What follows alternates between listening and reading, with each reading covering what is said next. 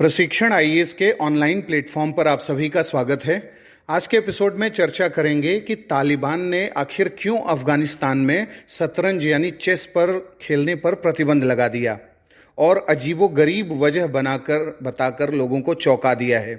तालिबान ने धार्मिक कारणों से यानी रिलीजियस कंसर्न को शो कर अफगानिस्तान में शतरंज पर प्रतिबंध लगाया और इस तरीके के अजीबोगरीब वजह का हवाला देकर तालिबान ने मनोरंजन और खेल के विभिन्न रूपों का विरोध करना जारी रखा है। ऐसे में ये बहस उठ गई है ग्लोबल लेवल पे कि जो कल्चरल राइट्स हैं, जो स्पोर्ट्स से रिलेटेड राइट्स हैं, सोशल राइट्स हैं, महिलाओं के जो अधिकार हैं, मानवाधिकार हैं, इन सबको कब तक उसका उल्लंघन तालिबान करता रहेगा, उसको कब तक इस चीज़ की इजाज़त मिलती रहेगी।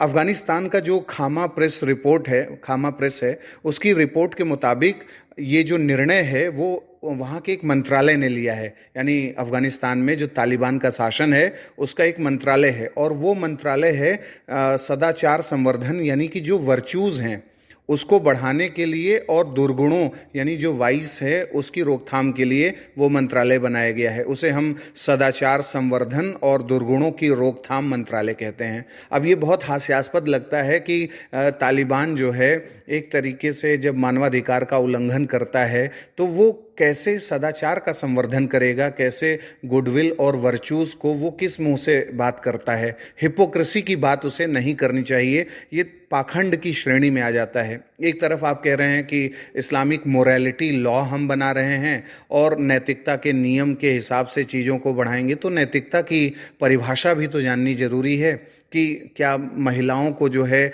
अधिकार से विहीन कर देना, खेल पर प्रतिबंध लगा देना, बहुत से अलग अलग तरीके के रिस्ट्रिक्शंस लगाना पुरुषों पर, महिलाओं पर जो भी है, क्या ये नैतिकता के दायरे में आता है? इस बात की सोच जो है और उसकी समझ तालिबान को जरूरी है। और इस फैसले से अफगानिस्तान में शतरंज से जुड़ी गतिविधियों पर अनिश्चित काल के लिए रोक लग गई है।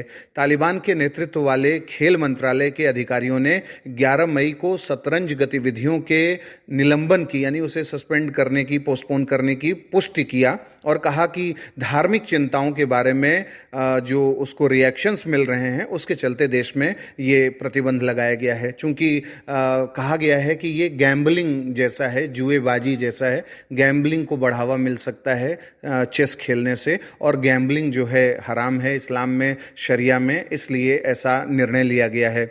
रिपोर्ट्स के मुताबिक इन मुद्दों को संबोधित किए बिना शतरंज से संबंधित किसी भी गतिविधि को फिर से शुरू करने की अनुमति नहीं दी जाएगी।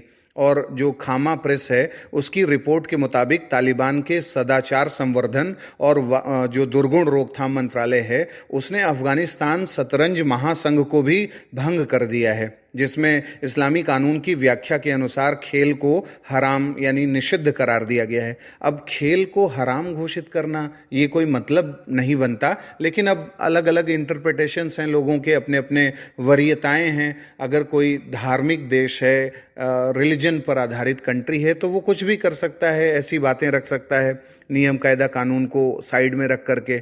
ये निर्णय तालिबान द्वारा अफगानिस्तान में सत्ता पर कब्जा करने के बाद से सांस्कृतिक, सामाजिक और खेल आयोजनों पर लगाए गए प्रतिबंधों की बढ़ती प्रवृत्ति के बाद लिया गया है।